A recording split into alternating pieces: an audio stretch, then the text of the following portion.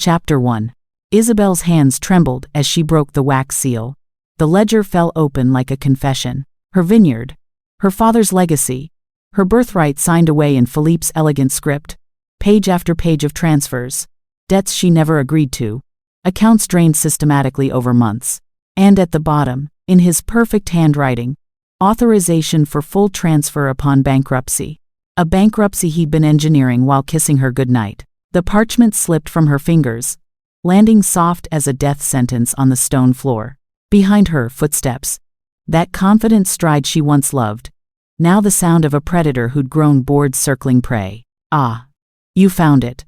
Philippe's voice carried no guilt, only mild irritation at the inconvenience. "I hoped to tell you over wine. More civilized that way." Isabelle turned slowly.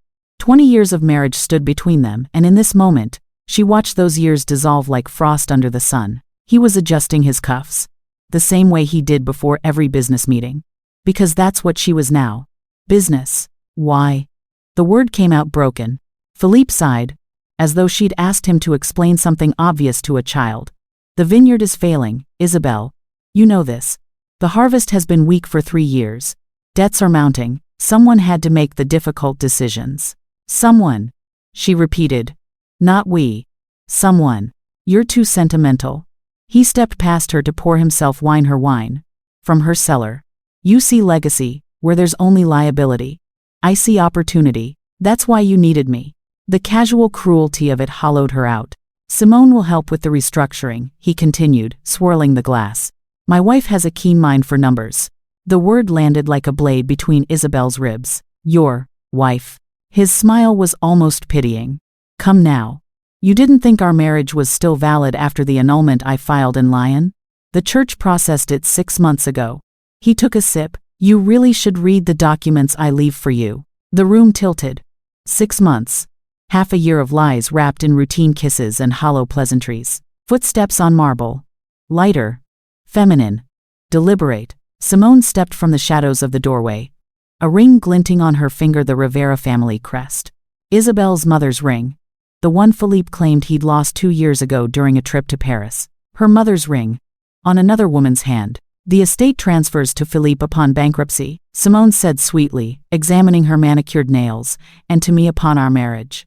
Which, legally, already occurred." She tilted her head, red lips curving.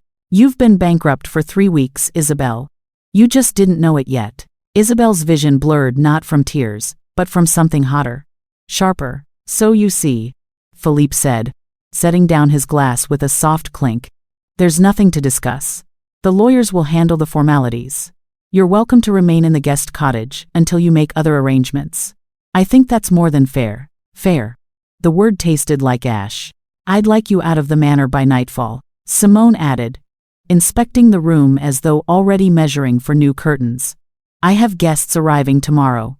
And it would be awkward." Philippe moved toward the door, Simone's hand sliding possessively into his.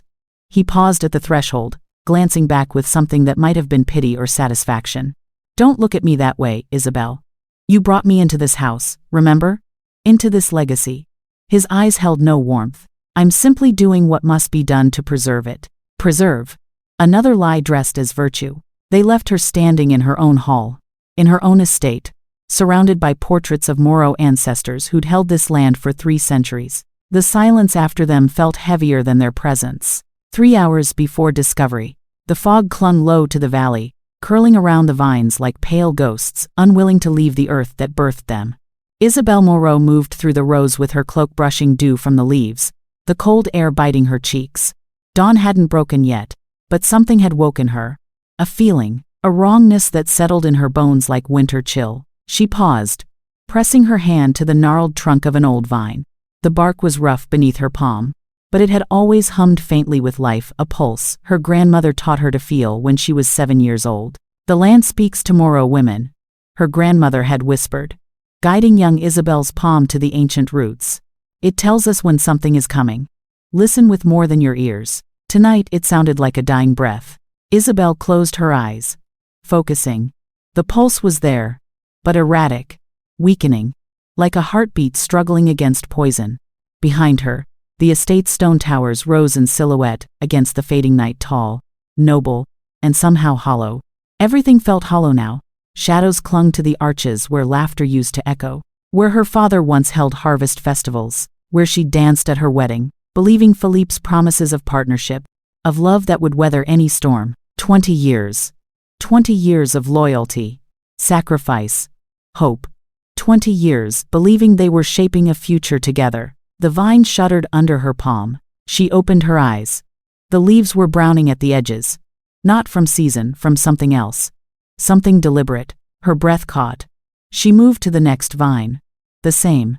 And the next. Row after row showing signs of slow poisoning. Subtle enough that she'd attributed it to poor harvest conditions. To the changing climate. To any explanation except. No. She ran. Cloak flying. Boots slipping on frost. Heart hammering against her ribs. She ran to the main house. To Philippe's study. To the locked drawer he thought she didn't know about. The wood splintered easily under the iron poker from the fireplace. Inside. Ledgers. Contracts. Letters with seals she didn't recognize. And at the bottom, a vial. Empty. Labeled in clinical script. Radix mortis root death compound. Her hands shook as she reached for the parchment beneath it. That's when she broke the seal. That's when her world ended. Return to present. Isabelle stood in the hallway long after Philippe and Simone's footsteps faded. The portraits of her ancestors seemed to watch her with judgment or perhaps pity. What would you do? She wanted to scream at them. What would you do when everything you are is taken by the man who swore to protect it? But Moreau women didn't scream. They endured. They survived. They buried their grief in the soil and kept the vines alive. She walked out into the morning. Past the manor. Through the gardens her mother planted. Into the vineyard that had been her first home. Her truest home. The fog was lifting. Dawn broke pale and cold over the hills. Isabelle sank to her knees in the dirt between the rows. Pressing both palms flat against the earth. She could feel it, the poison Philippe had introduced. The systematic murder of roots that had sustained her family for generations. I'm sorry, she whispered. I didn't see it. I didn't protect you. The soil was cold. Silent. A single tear slipped down her cheek, landing on the frozen ground. And then, a low growl rolled through the vineyard. Not from an animal. From the earth itself. Isabelle's head snapped up. The vines around her began to writhe, not from wind, but something deeper. Roots surfaced like awakening serpents, breaking through frost, pushing up from depths that shouldn't move. The ancient olive tree at the center of the estate, the one her great-great-grandmother planted the day the first vine took root, cracked with a sound like breaking bones. The trunk split down the middle, sap bleeding dark as wine. The land was rejecting what Philippe had done. What? The soil knows. Isabelle spun, stumbling backward. A man stood where no man had been, tall, broad-shouldered, cloak woven from rough wool that had seen hard travel, dark hair tied back from a face carved by wind and hardship, and eyes, gold, burning gold, reflecting the dawn light like a wolf's eyes caught in firelight. Not human eyes. Heat radiated from him, making the morning frost retreat from his skin, steam rising where warmth met cold air. Knows what? Isabelle demanded, though her voice shook. She should run. Should scream. Should. That your blood is the covenant. He stepped closer, and the writhing vines stilled at his presence, as though recognizing something older than their fear. That these roots only answer to Moreau women. His smile showed teeth just slightly too sharp. Too long. Your husband made a mistake. He thought he could steal land. But land like this? He gestured to the vineyard, to the split olive tree, to the earth still trembling beneath their feet. It chooses who it serves. And it's screaming for you. Isabelle's heart hammered, but she stood her ground. Who are you? Antonio Rivera. He extended a weathered hand, scars crossing his knuckles, like he'd fought with them bare. And I need what your husband wants to destroy a vineyard that remembers the old pacts between my kind and yours. Your kind. She looked at his eyes again. At the way he moved, predatory grace wrapped in human form. Your werewolf. He said it simply. And before you run, before you fear, know this. The Rivera pack and the Moreau bloodline have been bound since before your great-grandmother's time. This land was sanctuary. Safe ground where my people could exist without being hunted. Isabelle's grandmother's stories flooded back. Tales she'd dismissed as folklore, as myths meant to entertain children on cold nights. The wolves brought us luck, her grandmother had said. They protected the harvest, kept the land healthy. until the fear came and drove them out. The pact was broken, Isabelle whispered. 70 years ago, Antonio confirmed. And the vineyard has been dying slowly ever since. Your grandmother knew. She tried to call us back before she passed. But by then, my pack was scattered. Hunted nearly to extinction. His jaw tightened. I'm the last of my line. And I've been searching for this place for 10 years. Why now? Isabelle's mind raced. Why show yourself now? Antonio's expression darkened. Because your husband hasn't just been poisoning your vines. Isabelle, he's made a deal with the Silver Hunters, the organization that's been exterminating my kind for centuries. They know I've been tracking this vineyard. Philippe offered them bait. The world tilted again. I'm the bait, she breathed. You were the bait. Antonio's eyes flashed. But here's what Philippe doesn't know. What the hunters don't know. What's been forgotten by everyone except the oldest of the old bloodlines. He crouched beside her, voice dropping to a whisper that raised every hair on her neck. The Moreau women aren't just landholders. You're sanctuary keepers. Blood witches. The only bloodline that can grant protection the hunters cannot break. Your grandmother sealed it in the roots before she died, a promise waiting for a Moreau woman to wake it again. He leaned closer. You're not bait, Isabelle. His smile turned feral. You're the weapon he just armed against himself. From the hills surrounding the valley, a wolf's howl split the morning, then another, and another, until the air vibrated with them. Not one wolf. A dozen. 20. More. They followed me, Antonio said quietly. The last remnants of the packs. Because if this sanctuary can be restored, we survive. If it can't, he didn't finish. He didn't need to. Isabelle looked at his extended hand. At the manor where Philippe and Simone were probably already celebrating their victory. At the vineyard her grandmother once told her held old promises in its roots. At the portraits of Moreau women who'd held this land through wars, plagues, revolutions. Women who didn't surrender. She'd thought she had nothing left to lose. She'd been wrong. She took his hand. His skin was fever-hot, rough with calluses and scars. The moment their palms connected, the earth pulsed one deep, resonant beat like a war drum. Then let's make sure Philippe regrets teaching me how betrayal works. Antonio's grip tightened, pulling her to her feet. Around them, the vines erupted into bloom, impossible, defiant, winter roses opening like declarations of war. White petals against dark wood, frost-kissed and furious. The olive tree's split trunk blazed with sudden green growth, healing itself, roots diving deeper into the earth with purpose. The land was waking up. What do I need to do? Isabelle asked. Antonio's smile was sharp and wild and full of dangerous promise. What every Moreau woman before you did when something threatened what was hers. He turned toward the hills where the howls still echoed. You remind this valley who it belongs to.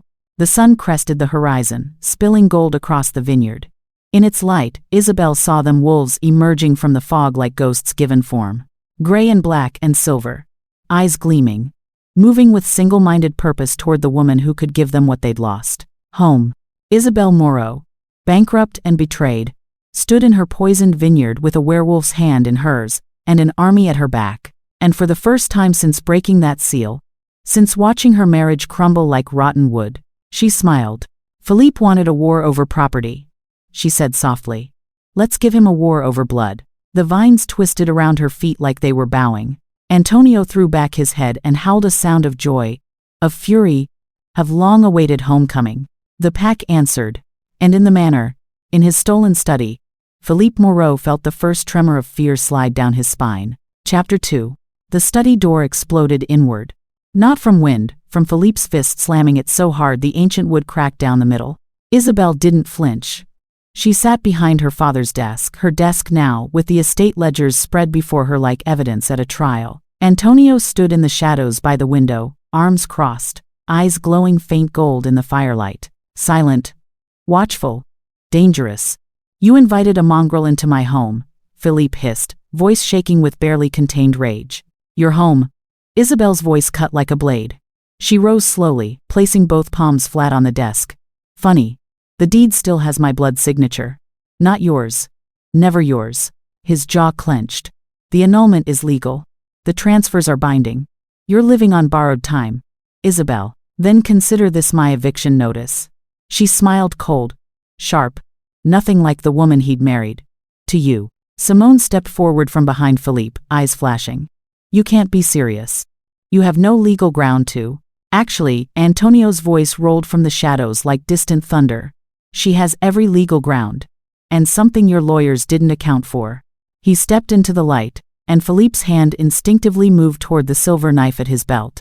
The one he thought Isabelle didn't know about. The one engraved with hunter sigils. Antonio's smile showed teeth. Go ahead. Draw it. I'd love to see you explain to the magistrate why you're carrying illegal hunter weapons in a sanctuary zone. Philippe froze. Sanctuary zone, Simone's voice pitched higher. That law was abolished in 1847. Dormant. Isabelle corrected, lifting a weathered parchment from the desk. Not abolished. My grandmother filed a preservation petition before she died. It's been sitting in the church archives for 30 years, waiting for a Moreau heir to activate it. She slid the document across the desk. Philippe's face drained of color as he read. The moment I accept Antonio Rivera's petition for sanctuary, Isabelle continued, voice steady as stone, this estate becomes protected ground. Any violence against registered shifters within these borders becomes a capital offense. Any contracts signed under false pretenses regarding sanctuary land become void. She leaned forward. Including fraudulent marriages. And fraudulent bankruptcies. The silence was deafening. Then Philippe lunged not at Isabelle, but toward the document. Hand outstretched to tear it apart. Antonio moved like liquid lightning. One moment he was by the window. The next, his hand locked around Philippe's wrist, with a grip that made bone creak. Philippe gasped, dropping to one knee. Touch that parchment, Antonio said softly, and I'll consider it an act of war against sanctuary law, which gives me legal right to defend with lethal force. His eyes blazed full gold now, pupils elongating. Not quite wolf. Not quite man. Something that made every primal instinct scream predator. Let go. Philippe's voice shook. Antonio released him with a small shove. Philippe stumbled backward into Simone's arms, cradling his wrist. Get out of my study, Isabelle said quietly. Both of you. You have until sunrise to vacate the east wing. I'm being generous. You'll remain in the guest cottage until the magistrate reviews the sanctuary petition and the annulment fraud evidence. Evidence? Simone's voice cracked. What evidence? Isabelle pulled another ledger from the desk drawer. The one where Philippe paid the lion magistrate 10,000 francs to process an annulment without my knowledge or signature. That evidence. She opened it to a page marked with red ribbon. The same magistrate who happens to be a registered hunter sympathizer, who's currently under investigation for accepting bribes to invalidate sanctuary protections across 3 territories. Philippe's face went from pale to gray. You hired my father's old bookkeeper to audit the estate finances, Isabelle continued, voice hardening with each word.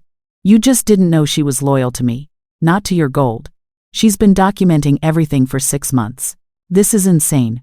Philippe started. This is justice, Isabelle cut him off. Now get out. Philippe straightened, smoothing his jacket with trembling hands. His eyes burned with barely suppressed fury, and beneath it, something Isabelle had never seen before. Fear. You think this changes anything? He said, voice low and venomous. You think a piece of paper and a dog will save you? Antonio's growl rumbled through the room, felt more than heard, vibrating in the chest. Careful, Antonio said softly. The paper makes me a protected resident. Insults become assault. Assault gives me rights. You really don't want me exercising. Philippe's hand twitched toward the silver knife again, then stilled. He looked at Isabelle with something that might have been hatred, might have been disbelief. You'll regret this. The only thing I regret, Isabelle said, meeting his gaze without flinching, is not seeing who you really were 20 years ago. She walked around the desk, closing the distance until she stood inches from him. Close enough to smell the expensive cologne he wore. Close enough to see the calculation behind his rage. You married me for my land, she whispered. I'll bury you in it. Philippe recoiled as though struck. Simone grabbed his arm, pulling him toward the door. Come on. She's lost her mind. We'll go to the regional magistrate. The regional magistrate is my mother's cousin, Isabelle said without looking at her. But please, try. They fled. The door slammed behind them, and the silence that followed felt like the aftermath of a storm. Isabelle's hands started shaking. All the rage that held her upright drained away, leaving her hollow and trembling. Her knees threatened to buckle. Antonio's hand caught her elbow, gentle, steadying. Breathe. he said quietly. She did. Once. Twice. Until the room stopped spinning. Her voice cracked. I've never done anything like that. You did well. Antonio's thumb brushed her arm, grounding. Better than well. You were magnificent. She laughed sharp, almost hysterical. I threatened my husband with legal warfare using supernatural law I barely understand. Former husband, Antonio corrected, and you wielded that law like you were born to it. His smile was small but genuine. Your grandmother would be proud. Isabelle looked up at him. Really looked. And saw past the predator exterior. To something softer underneath. Respect. Understanding. And something else she didn't have a name for yet. Did you mean it? She asked. About the sanctuary law. About defending with lethal force. Every word. No hesitation. Philippe isn't just a cheating husband, Isabelle. He's working with the hunters. That silver knife. That's a sanctioned weapon, which means he's either a full member or a paid informant. Ice slid down her spine. He would have used it on you. He would have tried. Antonio's jaw tightened. And I would have ended him before he finished the swing. The casual certainty in his voice should have frightened her. Instead, it felt like safety, dangerous. Feral safety. But safety nonetheless. How long do we have? She whispered. Before this gets worse. 3 days until the blood moon, Antonio said. The sanctuary law requires a public witness ceremony under the moon to fully activate. Until then, the protection is partial. Hunters can still challenge it if they move fast enough. And Philippe will tell them. He already has. Antonio moved to the window, eyes scanning the dark hills. I can smell them. Silver and gun oil. They've been circling the estate for hours. Isabelle's breath caught. How many? Enough to be a problem if we're not careful. He turned back to her. But not enough to breach sanctuary law, if we complete the ceremony. Once the blood moon rises and you formally accept my petition, this land becomes untouchable. Unless they kill us first. Unless they kill us first, he agreed. The firelight cast shadows across his face, making him look older, warier. How long had he been running? How many places had he tried to call home before finding his way here? Why me? Isabelle asked suddenly. Why this vineyard? There must be other sanctuary zones. Antonio was quiet for a long moment. There were. 20 years ago, there were dozens across Europe. Now, he shook his head. Most were dissolved through legal loopholes. Others were cleansed. The hunters are patient, methodical. They've been erasing us piece by piece. And most humans don't even notice. And my grandmother knew. She was one of the last keepers. Antonio confirmed. She knew if the Moreau line died, this sanctuary died with it. That's why she filed the preservation petition. She was buying time. Hoping you'd find your strength before it was too late. Isabelle's throat tightened. Her grandmother had died when Isabelle was 25. Newly married. So blinded by love and optimism, she'd dismissed the old woman's warnings as paranoia. Don't trust men who smile too easily, her grandmother had said on her deathbed. And don't let anyone tell you this land is just dirt and vines. It's a living promise. Remember that. She'd forgotten. Until tonight. I'm sorry, Isabelle whispered. I should have listened. You're listening now. Antonio's voice was warm. That's what matters. A howl split the night long, mournful, answered by others scattered across the hills. Antonio's head tilted, listening. The pack is getting restless. They can sense the hunters too. How many wolves do you have? 17 adults. 5 juveniles. His expression darkened. It used to be 200. We're all that's left of 6 different bloodlines. The weight of that loss settled in the room like ash. And you've been keeping them alive on your own? Isabelle asked. Someone had to. He turned back to the window. But I'm tired, Isabelle. We're all tired. Running. Hiding. Watching our children grow up in fear. This sanctuary, it's not just about land. It's about giving them a chance to live instead of just survive. Something cracked open in Isabelle's chest. She'd been so focused on her own betrayal, her own loss. She hadn't seen the larger battle happening around her. Philippe hadn't just stolen her estate. He'd been helping erase an entire people. What do you need from me? She asked. Antonio looked at her. And for the first time, she saw the full weight of hope in his eyes. Fragile, desperate hope. I need you to stand with me under the blood moon in 3 days, he said. I need you to speak the old words your grandmother taught you, even if you don't remember them yet. They're in your blood. And I need you to mean it when you say the Moreau line offers sanctuary. And if I do, then the land will recognize it. The law will seal. And anyone who tries to harm my people on this ground will face consequences older than any human court. Isabelle walked to the window beside him, looking out at the vineyard bathed in starlight.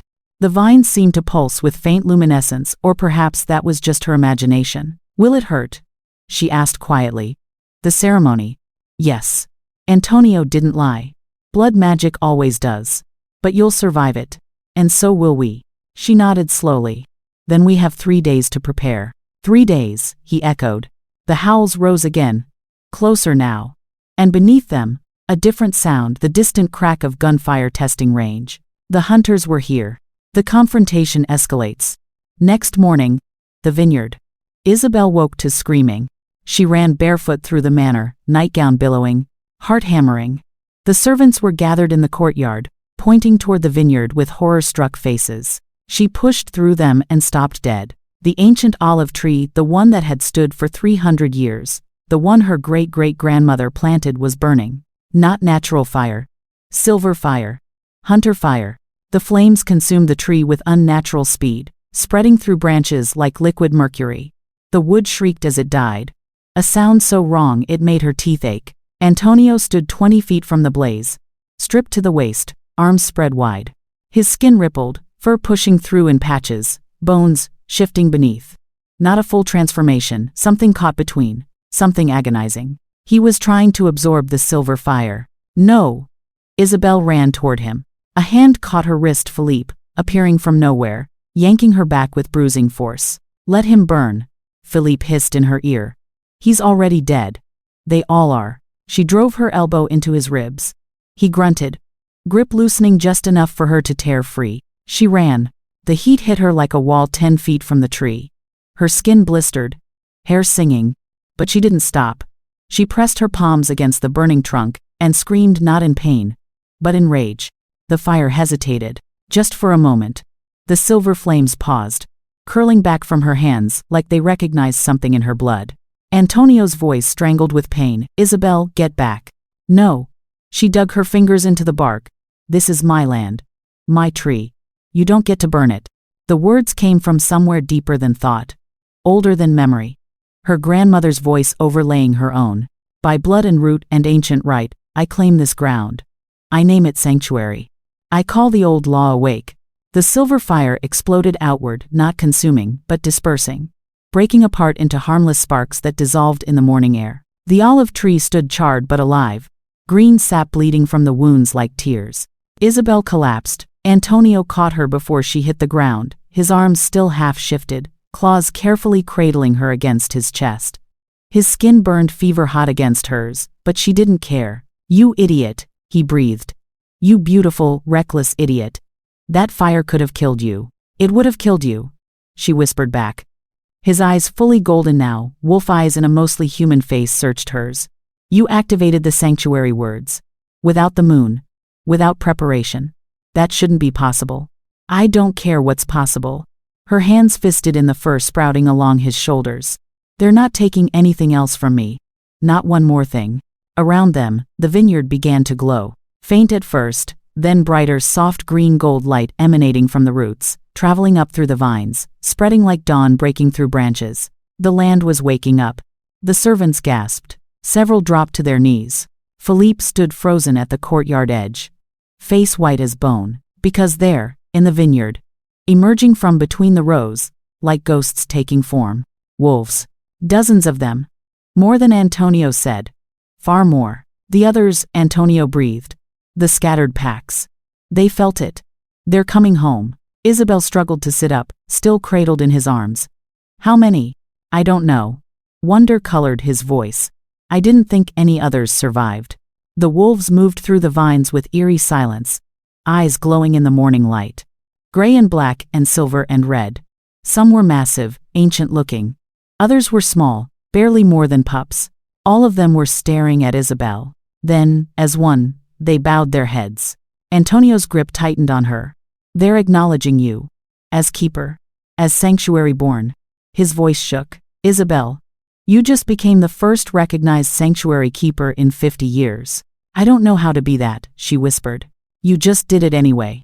He helped her stand, steadying her when she swayed. You called them home. They answered. From the courtyard. Philippe's voice cracked like a whip. This is an abomination. Illegal congregation of dangerous creatures. I'm summoning the hunters. The largest wolf, a massive gray beast with silver streaking his muzzle, turned its head toward Philippe and snarled. The sound rolled across the vineyard like an earthquake. Philippe stumbled backward, hand finally pulling the silver knife free. The wolf pack moved, not attacking, surrounding, creating a living wall between Philippe and the manor, between Philippe and Isabelle, between Philippe and everything he'd tried to steal. You should run, Antonio called to him, voice carrying easily across the distance. While they're still letting you. Philippe looked at the wolves, at the glowing vines, at Isabelle standing in the center of it all, dirt-stained and blistered and absolutely unbowed. He ran. Simone was already gone, disappeared the moment the first wolf appeared. The servants slowly dispersed, whispering prayers and blessings, casting odd glances at Isabelle before scurrying back to their duties. Isabelle stood in the vineyard, surrounded by wolves, cradled against a half-shifted werewolf's chest, watching the charred olive tree begin to sprout new growth from its wounds. What happens now? She asked. Antonio rested his chin on top of her head. Now we prepare for the blood moon, and hope the hunters don't bring an army before we conceal the sanctuary permanently. And if they do, his arms tightened around her, then we make sure they regret it. The wolves howled not in warning, but in triumph. The vineyard answered with a pulse of light that could be seen for miles, and in the village below, in the Hunters Guild Hall, in the magistrate's office, people looked toward the Moreau estate and whispered the word they'd thought was extinct. Sanctuary. The war had begun, but for the first time in 50 years, the wolves were no longer running. Chapter 3. The creditors arrived like a funeral procession. 6 black carriages, 20 men in hunter gray, silver weapons gleaming in the dying light. They didn't knock. The estate doors exploded inward, not with battering rams, but with something worse. Silver dust scattered across the threshold, burning the ancient wood, making it scream. Protection wards Isabelle's grandmother had carved into the doorframe ignited and died in seconds. Isabelle stood in the great hall, Antonio at her side, as armed men flooded her home like an infestation. The lead hunter stepped through the smoked hall, silver-haired, face carved from contempt. A cross burned into his cheek. Old scars from old wars. Isabelle Moreau, he announced, voice echoing off stone. By order of the regional magistrate and the Holy Church, this estate is hereby seized for debts outstanding. You have 1 hour to vacate the premises. You have no authority here, Isabelle said, voice steady despite her racing heart. This land is registered sanctuary. Sanctuary law requires a blood moon ceremony. The hunter interrupted, pulling a scroll from his coat. Which has not yet occurred. Until it does, you're simply a woman who can't pay her debts. His smile was blade thin. And we're here to collect. Behind him, Philippe emerged from the shadows like a ghost stepping into flesh. No, not a ghost. A hunter. He wore their gray now, silver cross gleaming at his throat. The man she'd married for 20 years had shed his skin to reveal the monster beneath. Hello, wife. Philippe's voice dripped false sympathy. I did warn you. Isabelle's world tilted. You're one of them. I've always been one of them. He stepped closer, boots clicking on stone her ancestors had laid 3 centuries ago. Did you think I married you for love? For your charming conversation? He laughed cruel, hollow. I married you because the hunters needed someone inside the last remaining sanctuary bloodline. Someone to slowly poison the land, corrupt the legal protections, and wait for the perfect moment to strike. Her breath stopped. 20 years. 20 years of lies wrapped in kisses. The bankruptcy, she whispered. The annulment. The poisoned vines. All me, Philippe confirmed, almost proudly. Though I'll admit, I didn't expect you to fight back. Most widows simply wither. His eyes traveled to Antonio. And I certainly didn't expect you to invite a beast into our bed so quickly. Antonio's growl rumbled through the hall, felt in the chest, in the bones. Careful, the lead hunter said, hand moving to his silver pistol. We have legal right to be here. You attack us, and sanctuary law dies with you. He's right, Antonio said quietly, though his eyes blazed gold. They've trapped us. If we fight, we break the law. If we don't fight, they take everything. Isabelle's mind raced. The blood moon ceremony was tomorrow night. 24 hours. If they could just hold until then. You're thinking you can wait us out, Philippe said, reading her face like he'd done for 2 decades. You can't. We have the legal seizure order. The estate becomes church property in 1 hour, and the church, his smile widened, has already sold it to the Silver Hunters Guild. No. The word tore from Isabelle's throat. Yes. Philippe gestured, and hunters began moving through the hall, marking furniture with red paint. Seized. Claimed. Stolen. Everything your father built. Everything your grandmother protected. Everything you thought you could save. He leaned close, voice dropping to a whisper only she could hear. Gone. Something inside Isabelle cracked. Not broke, cracked. Like a seed splitting open in soil. You think you've won, she said softly. Philippe straightened, sensing danger he couldn't name. I know I've won. No. Isabelle's hands began to glow. Faint green gold light emanating from her palms, traveling up her arms like veins of living fire. You've made a mistake. The temperature in the hall dropped 10 degrees. Antonio's eyes widened. Isabelle, you forgot something, Philippe. Her voice resonated with something older than her body, deeper than her throat. Her grandmother's voice. Her great-grandmother's. Every Moreau woman who'd ever defended this ground. Sanctuary law doesn't just protect the land. She stepped forward. The hunters raised their weapons. It protects the keeper. She slammed both palms into the stone floor. The estate erupted. The sanctuary awakens. Vines exploded through the walls, not slowly, not gently, but with the fury of 300 years of suppressed rage. They burst through stone like it was paper, wrapping around hunter weapons, yanking silver pistols from hands, coiling around ankles and wrists. The hunters screamed. The lead hunter fired point-blank at Isabelle's chest. The silver bullet stopped 3 inches from her heart. Suspended in air, wrapped in thorny vines that grew from nothing, and caught it like a mother catching a thrown stone before it hits her child. You can't, the hunter choked. Sanctuary keepers don't have offensive magic. They do. Antonio breathed, staring at Isabelle with something between awe and terror. When the land itself is dying and chooses to fight. The bullet dropped, useless. Isabelle rose. And the vines rose with her, a living dress of thorns and roses. Armor grown from the earth itself. Her eyes glowed the same green gold as the magic in her veins. This is my land, she said, voice carrying the weight of centuries. Built on my blood. Sealed in my grandmother's bones. Protected by every woman who came before me. She looked at Philippe, who'd gone white as ash. You wanted to take it? She smiled. And it was terrible. Try. The vines moved. Not to kill, sanctuary law forbade that. But to remove. They wrapped around hunters like gentle, implacable hands and carried them toward the shattered doors. Weapons clattered to the floor. Men shouted and struggled.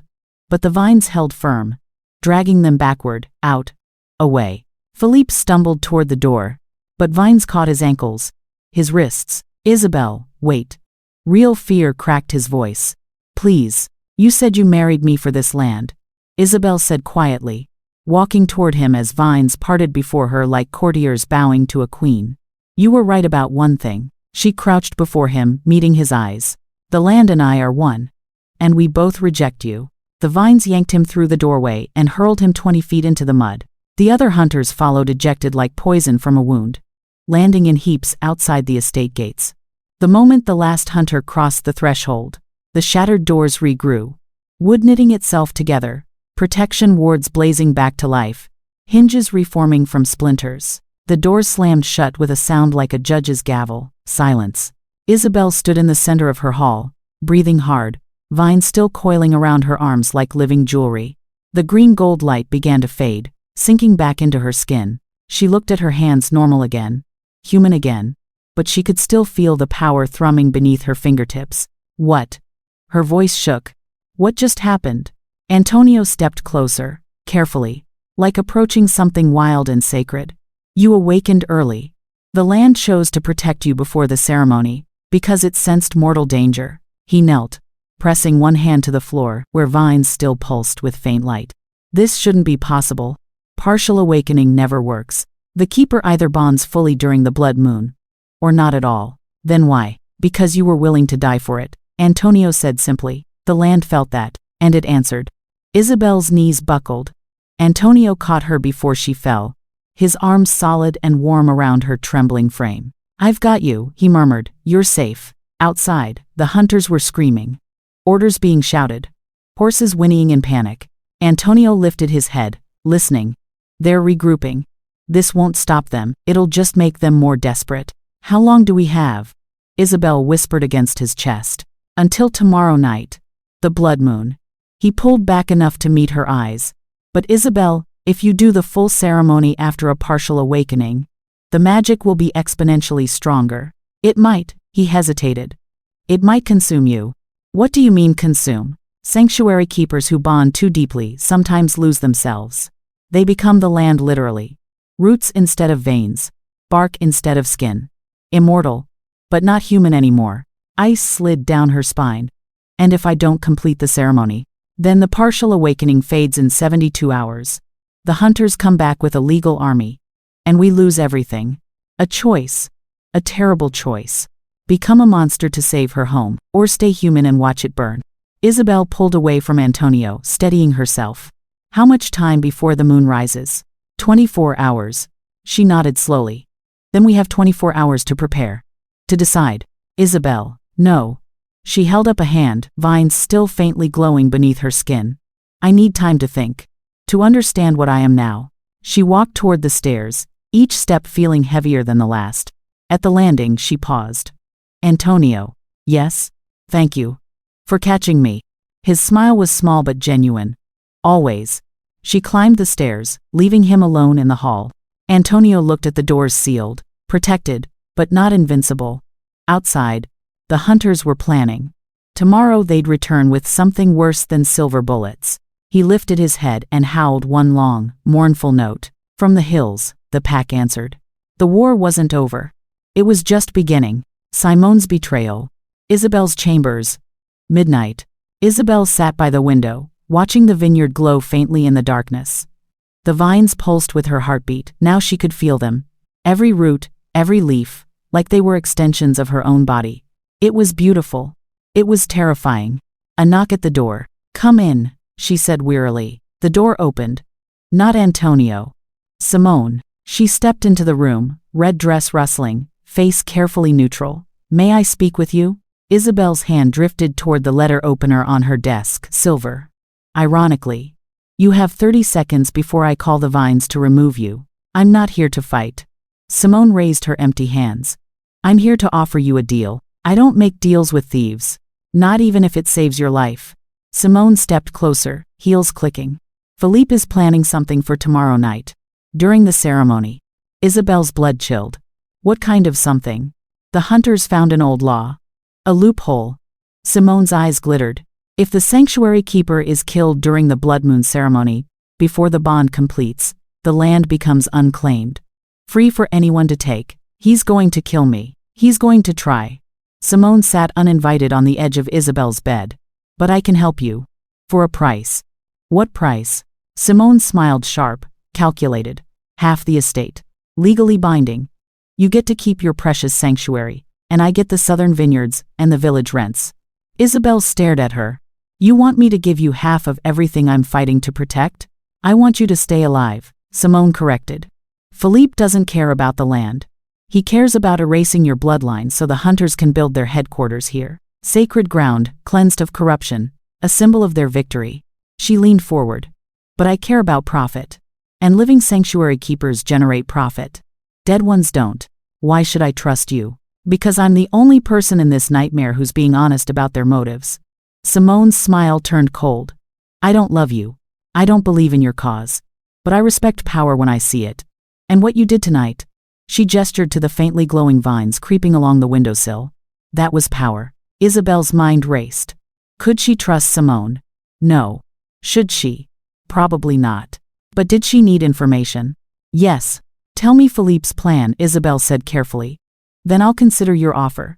Simone's smile widened. Smart girl. She pulled a folded parchment from her bodice. He's hired a witch hunter from Rome. A specialist in breaking blood bonds. During tomorrow's ceremony, when you're most vulnerable, this hunter will sever the connection between you and the land. That would kill me. Exactly. Simone placed the parchment on the desk. But if you know it's coming, you can defend against it. Antonio can defend you while you're completing the bond. Isabelle picked up the parchment, reading the cramped script. Names. Times. A ritual designed to shatter sanctuary magic. Why are you giving me this? Isabelle whispered. Simone stood, smoothing her dress. Because Philippe promised me wealth and security. But he lied to you for 20 years, and he's been lying to me for 2. If he'll betray you, he'll betray me. She walked to the door, paused with her hand on the handle. I choose the winning side, Isabelle, and tomorrow night, she glanced back, eyes glinting. I think you're going to win. She left. Isabelle sat alone with the parchment. Heart hammering.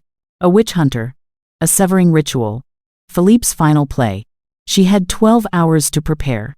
12 hours to decide if she was willing to become something inhuman to save what she loved. The vines along her windowsill pulsed, responding to her fear, her rage, her desperate determination. Trust the land.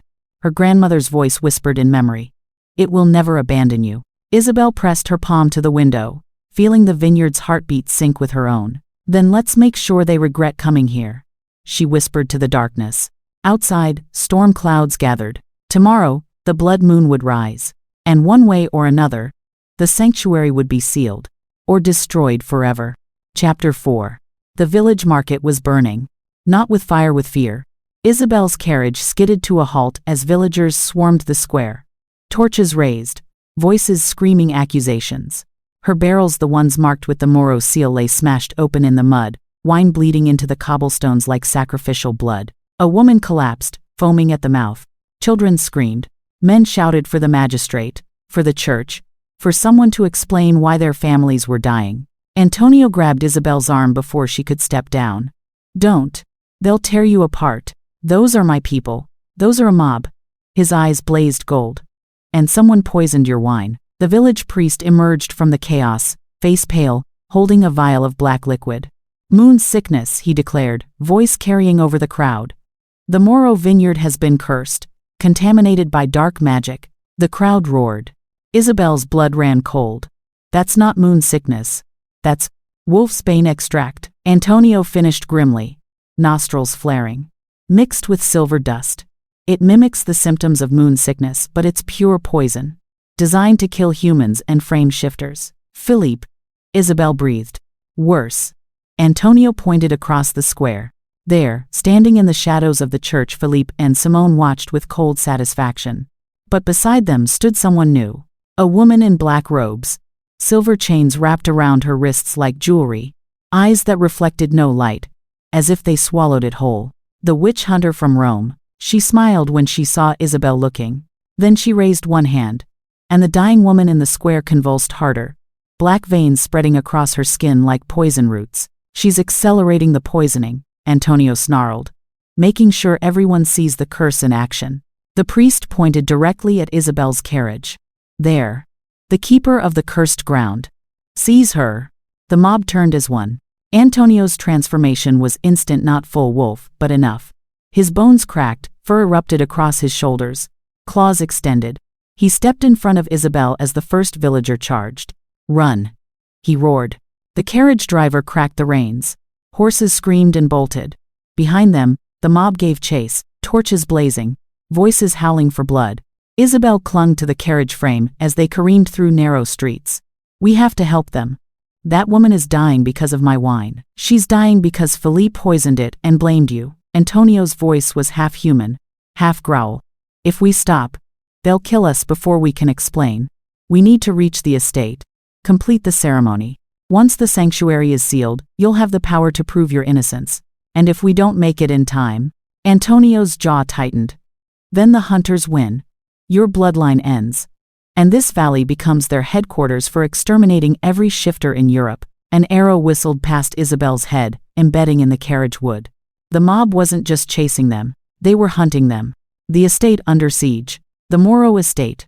4 hours before blood moon. They crashed through the estate gates with the mob 50 yards behind. Servants scrambled to close the iron barriers, but hands grabbed the bars, trying to force them open. Murderer, they screamed. Witch! Monster! Isabelle stumbled from the carriage, hands shaking. Her people she'd known since childhood, stared at her with hatred in their eyes. They've been turned against you completely, Antonio said, half-shifted body heaving with exertion. Philippe poisoned your reputation before he poisoned your wine. The witch hunter's voice carried across the chaos, amplified by magic. Isabelle Moreau stands accused of blood witchcraft, sanctuary harboring of monsters, and the murder of innocents through cursed wine. By order of the Holy Church and the Silver Hunters Guild, she will be tried at moonrise. Tried. Isabelle's voice cracked. That's an execution. Antonio finished. They're giving you no trial. Just a sentencing. He grabbed her shoulders, forcing her to meet his eyes. Listen to me. We have 4 hours until moonrise. We complete the ceremony early, seal the sanctuary, and use the land's power to prove the wine was sabotaged. Can we even do that? I don't know. Honesty. Brutal and raw. But it's our only chance. Behind them, something exploded. Not the gates, the ground. A massive hole erupted in the courtyard as if something beneath had detonated. Silver smoke poured out, choking, burning. Servants screamed and fled as the smoke spread. From the hole climbed hunters, dozens of them. Armor gleaming, weapons drawn. They'd tunneled beneath the estate. Sanctuary law doesn't protect underground approaches, Antonio snarled. Clever bastards. The lead hunter stepped forward, the same silver-haired man from before. Isabelle Moreau. Surrender yourself for judgment, or we will take this estate by force and burn it to ashes. Philippe emerged from the smoke, like a demon manifesting from hell itself. He'd shed all pretense now, full hunter armor, silver sword drawn, face carved from contempt. It's over, Isabelle, he called across the courtyard. Your people hate you. The church condemns you. The law demands your death. He smiled. You've lost everything.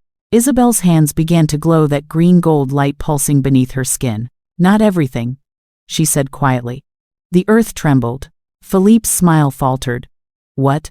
The vines erupted. Not from the vineyard this time, from everywhere. They burst through cobblestones, wrapped around hunter legs, yanked weapons from hands. The olive tree's roots surfaced like awakening serpents, blocking the tunnel entrance, sealing hunters inside the ground. You forgot something, Philippe, Isabelle said, voice resonating with power older than her body. You married into this bloodline. You lived on this land. You drank from these wells. She stepped forward, vines parting before her like subjects bowing to their queen. The land knows you. And it remembers betrayal. The ground beneath Philippe's feet opened. He fell with a scream, dropping 10 feet into a pit lined with thorns. Not killing thorns, holding thorns. The vines wrapped around his wrists and ankles, suspending him in the earth like a prisoner in the stocks. The other hunters tried to run. The vines caught them all. Within 60 seconds, 30 armed hunters hung suspended in pits throughout the courtyard. Weapons scattered, armor useless. The witch hunter stood at the edge of the chaos, untouched, unimpressed. Impressive, she said in accented English, voice cold as winter. But parlor tricks won't save you from what's coming. She raised both hands, silver chains glowing. The vines holding the hunters began to wither. Not slowly, instantly. Life drained from them as if time itself accelerated, turning green to brown to ash in seconds. The hunters dropped, freed. Blood magic is powerful, the witch hunter said, walking forward. But there are magics older, darker. Her smile was a knife's edge. And I serve them all. She thrust her hands forward. Black lightning erupted from her palms, slamming into Isabelle's chest. Isabelle screamed, not in pain, but in fury as the magic tried to sever her connection to the land. She could feel it cutting, slicing, trying to separate her from the roots, from the vines, from everything her grandmother had sealed in blood. Antonio roared, full wolf now, massive and silver-furred, and lunged at the witch hunter. She flicked her wrist. Antonio flew backward, slamming into the manor wall with bone-breaking force. He slid down, leaving a crack in the stone, blood staining his fur. Antonio! Isabelle's scream shook the ground. The witch hunter laughed. Love makes you weak. Attachment makes you vulnerable. She stepped closer, black lightning intensifying. Your grandmother knew this. That's why she died alone. Unloved. Powerful but empty. My grandmother, Isabelle gasped, fighting the severing magic, died protecting what she loved. And so will I. She slammed both palms into the earth. I call the blood moon early. I claim sanctuary now. By blood, by bone, by the promise sealed in my grandmother's death. Rise. The moon appeared. Not the real moon, it was still daylight. Hours from moonrise. But the ghost of the blood moon, shimmering red in the sky like a wound torn in reality itself. The witch hunter's eyes widened. That's impossible. You said my grandmother died alone, Isabelle said, voice layered with every Moreau woman who'd ever lived. You're wrong. She died surrounded by this land, protected by these roots, and she left something waiting for me. The ground split open, not violently, reverently, and from the earth rose a figure made of vines and roses and ancient wood, shaped like a woman, glowing with green gold fire. Her grandmother, not alive, not dead, something in between. A guardian spirit, sealed in the land itself, waiting for this moment. The ghost touched Isabelle's shoulder. Power flooded through her like a dam breaking. Not painful, euphoric. Every root, every vine, every drop of water in every grape responded to her heartbeat. The estate, the vineyard, the valley itself became an extension of her body. Complete the ceremony, her grandmother's ghost whispered. Speak the words, seal the sanctuary. Become what you were always meant to be. Isabelle looked at Antonio, bleeding against the wall. At the hunters, recovering their weapons. At Philippe, screaming threats from his thorn prison. At the witch hunter, preparing another strike. At the mob outside the gates, torches burning, demanding her death. She looked at all of it and made her choice. I, Isabelle Moreau, last of the Keeper bloodline, accept Antonio Rivera's petition for sanctuary. I name this ground sacred. I call the old laws awake. I bind my blood to this earth. No. The witch hunter's scream was pure rage, and I swear no hunter shall pass while I draw breath. The blood moon ghost solidified, becoming real. Red light flooded the valley. Every hunter inside the estate gates screamed as silver weapons dissolved in their hands, burning like acid. Their armor cracked and fell away. The protection sigils on their bodies blazed and died. They were powerless. The mob outside the gates collapsed. The witch hunter's compulsion magic shattered. They blinked, confused, looking at their torches with horror as if waking from nightmares. What were we doing? One villager whispered. The woman who'd been poisoned, still dying moments ago, gasped as the black veins receded. The wolfsbane and silver purged from her system, repelled by sanctuary magic. She lived. All of them lived. The witch hunter stumbled backward, silver chains smoking on her wrists. This changes nothing. The church will send more. Stronger. We will cleanse this valley. Try. Isabelle's voice echoed with divine authority. And every hunter who crosses this boundary will face me. And the land. And 300 years of Moreau fury. The ground beneath the witch hunter's feet opened gently, but firmly, and deposited her outside the gates. Sanctuary law had spoken. She was no longer welcome. Philippe hung in his thorn prison, face white with disbelief. Isabelle, please. You wanted this estate, Isabelle said, walking toward him. The vines parted for her. The earth bowed beneath her steps. You married me to destroy it. To erase my bloodline. To build your hunter headquarters on the bones of everything my family protected. She crouched before him, meeting his eyes. But you made a mistake. You taught me what betrayal looks like. And now I'm teaching you what justice feels like. She stood. The sanctuary rejects you, Philippe Moreau. No, you never were Moreau. The sanctuary rejects you, Philippe Laving. Your true name, your hunter name. The vines tightened, not to crush, but to mark. Thorns pressed against his skin, leaving silvered scars that would never heal the mark of sanctuary rejection, visible to any hunter who saw him. You're cast out, Isabelle said. From this land, from my life, from the protection my family offers. You wanted to destroy us. Instead, you've made us stronger than we've been in 50 years. The vines released him, tossing him through the gates to land in the mud beside the witch hunter. The mob parted, staring at him with dawning horror. They recognized the hunter armor, the silver weapons, the lies. He poisoned the wine, someone whispered. Not her. Him. The tide turned. Philippe scrambled to his feet and ran. The witch hunter followed, black robes billowing. Simone, who'd been hiding in the manor, tried to flee through a side gate. The vines caught her ankle. Wait, she screamed. I helped you. I told you about the witch hunter. Isabelle walked toward her slowly. You helped yourself. You wanted half my estate. You're just like Philippe, using people, discarding them when they're no longer useful. Please, the sanctuary allows you to leave, Isabelle said. Once. If you ever return, if you ever spread lies about this place, if you ever work with the hunters again, the land will remember. And unlike me, it never forgives. The vines released Simone. She ran without looking back. Silence settled over the estate. Isabelle turned to find Antonio, still half-shifted, bleeding but alive, staring at her with awe. "You did it," he breathed. "You sealed the sanctuary. You became what I was always meant to be," Isabelle finished. She looked at her hands still glowing faintly, vines growing from her fingertips like living jewelry. Am I still human?" Antonio limped toward her, bones cracking as he shifted back to human form. "You're still you. Just more."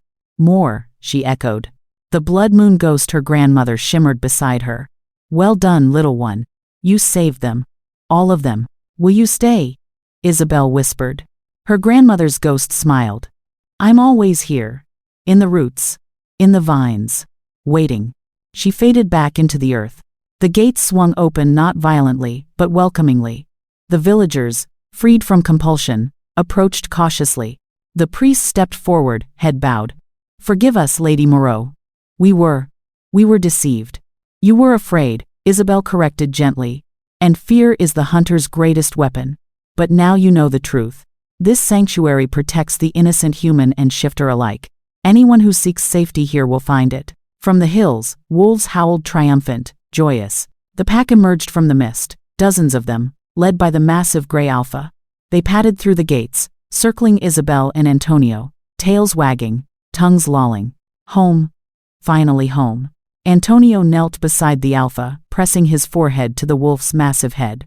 When he stood, tears streaked his face. "Thank you," he whispered to Isabelle.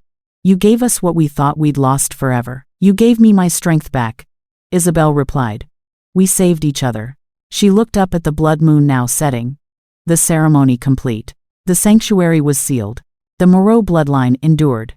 And for the first time in 50 years, wolves ran free on sacred ground. Epilogue. 3 months later. The vineyard harvest season. The vines were heavy with grapes, unlike any the valley had ever seen, larger, sweeter, glowing faintly with residual magic. Harvest workers sang as they filled baskets, no longer afraid, no longer poisoned. Isabelle walked through the rows, Antonio at her side, their hands brushing occasionally, not quite together, but not quite apart either. The Council of Keepers sent another letter. Antonio said, "They want to meet you. Learn how you awaken sanctuary magic without dying." "Maybe someday," Isabelle replied. "Right now I'm needed here." A wolf pup tumbled through the vines, yipping happily, chasing butterflies. His mother, a sleek black she-wolf, watched from the shade. Content. Children from the village played nearby, laughing, unafraid of the wolves sleeping in the sun. "Peace. Hard-won, blood-bought peace. Do you regret it?" Antonio asked quietly. "What you become?" Isabelle looked at her hands, bark patterned faintly beneath her skin. Vines that grew when she called them. Power that hummed with every heartbeat. "I regret trusting Philippe," she said. "I regret not listening to my grandmother sooner. But becoming this?" She smiled. "Never. This is who I was always meant to be." Antonio's hand found hers fully this time, fingers interlacing. "Then I'm grateful," he said softly, "that you found yourself in time to save us all." She leaned against him, watching the sun set over the vineyard her grandmother had died protecting. The land her father had loved. The sanctuary she'd sealed in blood and fury. The Moreau legacy would continue. And the hunters would never forget the woman who defeated them. Chapter 5. The first arrow missed Isabelle's head by inches. It embedded in the vine beside her, wrapped in burning silver cloth that ignited the leaves instantly. The fire spread with unnatural speed. Hunter fire, designed to consume magical plants. "Get down." Antonio's roar came half-transformed as he tackled her into the dirt. 20 more arrows rained down, each one trailing silver flames. The vineyard erupted into chaos, rows of ancient vines catching fire, the air filling with acrid smoke and the screaming of dying plants. Isabelle scrambled to her knees, hands glowing instinctively. "No!" She slammed her palms into the earth. The soil pulsed one deep, resonant beat, and water erupted from the ground like geysers, dousing the flames. Not normal water. Glowing green-gold water that healed as it extinguished, leaves regenerating where moments ago they'd been ash. From the ridge above, Philippe's voice carried across the chaos. Again, another volley of fire arrows. Antonio shifted, fully massive silver wolf, snarling fury, and leapt. He caught 3 arrows mid-flight in his jaws, snapping them like twigs before they could hit their targets. But there were too many. Isabelle rose, vines erupting around her like a shield, catching arrows, deflecting them. Her eyes blazed that strange green gold, hair whipping in wind that came from nowhere, power radiating from her like heat from a forge. "You want my vineyard, Philippe?" She screamed toward the ridge. "Come take it." The ground beneath the archer's feet opened. Not violently, surgically. Roots shot up like grasping hands, yanking weapons away, pulling men off balance. Within seconds, 20 hunters tumbled down the hillside, disarmed, scrambling. Philippe stood at the ridge top, backlit by moonlight, fury carved into his features. "You think this changes anything? I own this land legally. The courts have spoken. The land has spoken." Isabelle's voice echoed with power that made stones tremble. "And it rejects you." She thrust both hands forward. Every vine in the vineyard surged toward Philippe, like a tidal wave of thorns and fury. He ran. His men scattered. But the vines were faster. They didn't kill, sanctuary law still held, but they marked. Thorns carved shallow cuts across hunter faces, arms, chests. Not deep enough to scar permanently, but deep enough that silver couldn't heal them. The mark of sanctuary rejection, visible to any hunter who saw them, branded as failures. Within minutes, Philippe's ambush force fled into the darkness, leaving behind broken arrows and abandoned weapons. Isabelle stood in the center of her vineyard, breathing hard, vines still coiling around her arms like living armor. The fires were out, the vines were healing, the land was safe. Antonio padded over, still in wolf form, and shifted back to human naked, bleeding from a dozen minor wounds. But alive. "That was your former husband's opening move," he said grimly. "He'll come back with worse. Let him." Isabelle's voice was steel. "Every time he attacks, the land gets stronger. And so do I." She looked at the damaged vines already sprouting new growth, accelerated by the magical water still pooling in the soil. "But we can't just defend," she continued. "We need to finish what we started. The harvest has to happen tonight. Before Philippe brings an army we can't stop." Antonio wiped blood from his mouth. "Then we harvest fast. The impossible harvest." 1 hour later, the vineyard glowed, not faintly, brilliantly. Every vine pulsed with bioluminescent light, making the entire valley look like it had been dusted with starlight. The grapes themselves shimmered, swollen with juice that glowed faintly through translucent skin. Isabelle moved through the rows with supernatural speed, her hands barely touching clusters before they fell perfectly into baskets. The vines were helping, leaning toward her, presenting their fruit, making the work effortless. Antonio worked beside her, equally fast, his werewolf strength letting him carry loads that would break a normal man's back. "This is impossible," he breathed, staring at a cluster that seemed to glow brighter when Isabelle touched it. "These grapes shouldn't exist. The sugar content, the size, the luminescence, they're magic," Isabelle said simply. "The land gave everything it had to produce this harvest. If we can turn this into wine, if we can prove what this vineyard is capable of, we destroy Philippe's legal case," Antonio finished. No court would let him destroy something this valuable, this unique. A howl split the night, not Antonio's pack, but something else. Something wrong. Antonio's head snapped up, wolf instincts flaring. Hunters, coming from 3 directions, at least 50. Isabelle's heart hammered. How long? 10 minutes, maybe less. She looked at the half-filled baskets, then at the acres of unpicked vines, still glowing in the darkness. "We need help," she whispered. As if in answer, the earth trembled. From between the vines, shapes began to emerge. Not wolves, people. Villagers. Dozens of them. Carrying baskets. Lanterns. Determination on their weathered faces. The village priest stepped forward, head bowed. "We heard the attack, Lady Moreau. We heard you defend our valley." He looked up, eyes fierce. "We were wrong to doubt you, wrong to believe his lies. Let us help you save what we almost helped him destroy." Tears burned Isabelle's eyes. "The hunters are coming. Then we work fast," an old woman said, rolling up her sleeves. "This land fed our grandparents. It'll feed our grandchildren. If that bastard Philippe thinks we'll let him burn it," she spat on the ground. "He doesn't know us at all." The villagers flooded into the vineyard, working with practiced efficiency.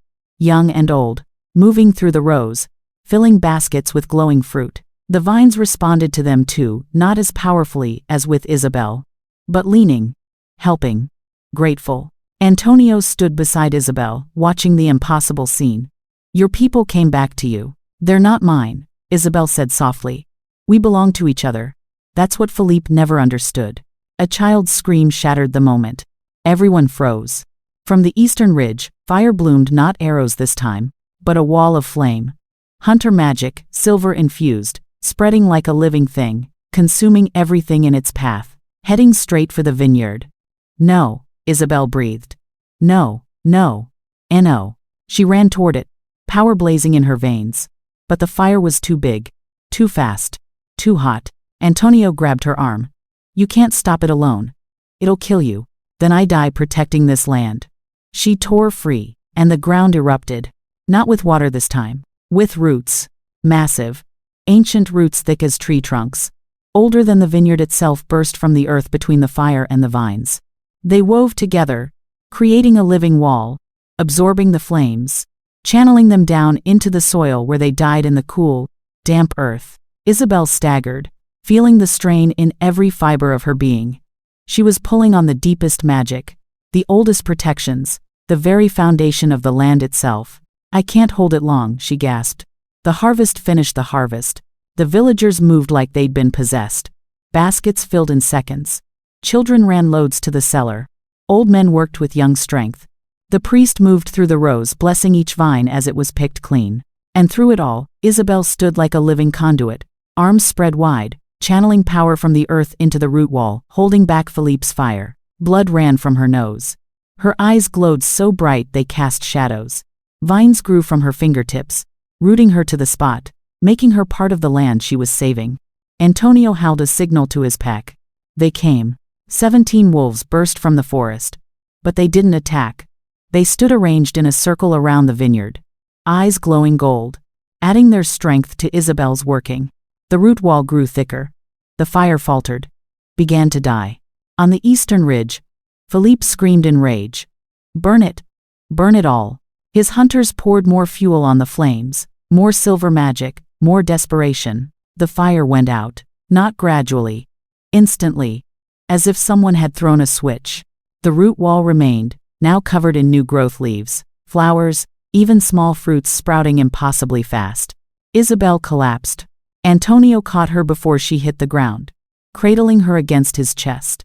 The harvest? The priest appeared, breathing hard, covered in grape juice and dirt. Complete. Every vine picked clean. The cellar is full. Isabelle's laugh was half sob. We did it. You did it. Antonio corrected, pressing his forehead to hers. You saved everything. From the ridge, Philippe's voice carried one last time. This isn't over, Isabelle. The courts. The courts will see this. Isabelle found her strength. Standing with Antonio's help, she pointed at the glowing barrels being rolled into the cellar, at the root wall covered in impossible growth, at the villagers covered in luminescent grape juice. They'll see what this land produces. What it's worth. What you tried to destroy. She stepped forward, power still crackling around her. And they'll see you for what you are. A man who tried to burn down a miracle, because he couldn't own it. Silence.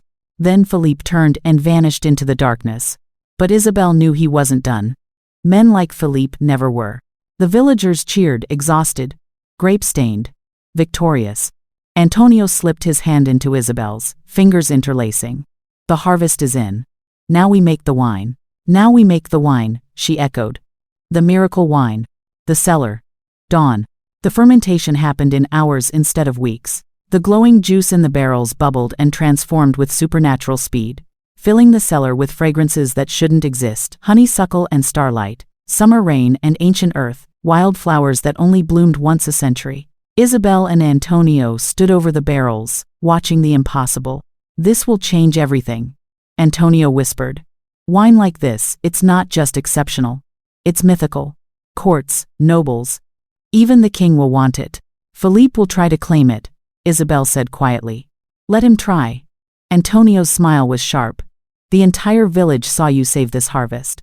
Saw you create that root wall. Saw the land choose you. He pulled out a single bottle, the first pressing, already clear and perfect. The wine inside glowed faintly gold green, like captured sunset. This is your proof, he said. That you are the keeper. That this land is sacred. That Philippe has no claim to any of it. Isabelle took the bottle, feeling warmth spread through her palms.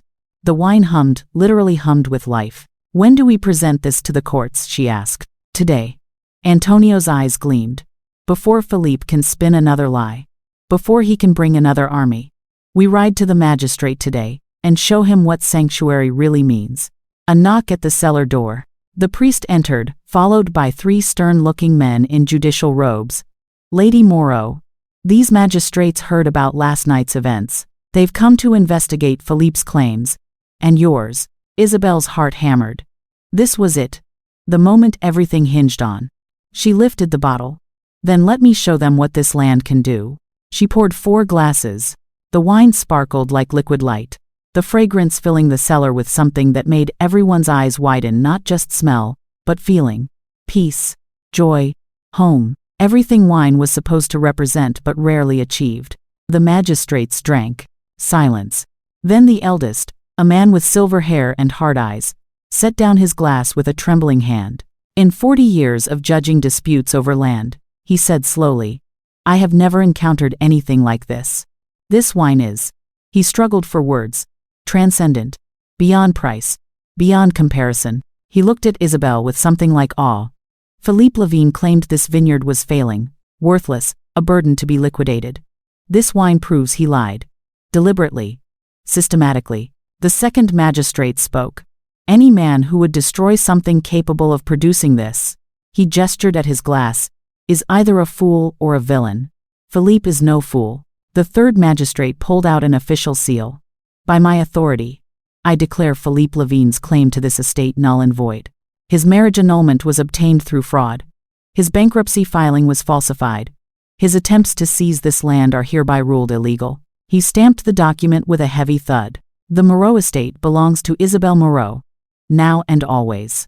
Isabelle's knees nearly buckled. Antonio caught her elbow, steadying her. Furthermore, the eldest magistrate continued.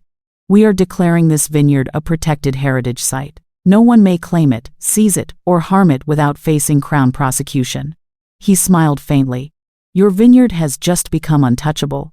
Lady Moreau. Isabelle couldn't speak. Tears streamed down her face, not of sadness, but of overwhelming relief. She'd won. The land was hers. Forever. The magistrates left, taking bottles of the miracle wine to present to the king himself. Isabelle and Antonio stood alone in the cellar, surrounded by barrels of glowing wine, the scent of victory hanging in the air. You did it, Antonio said softly. Everything you fought for.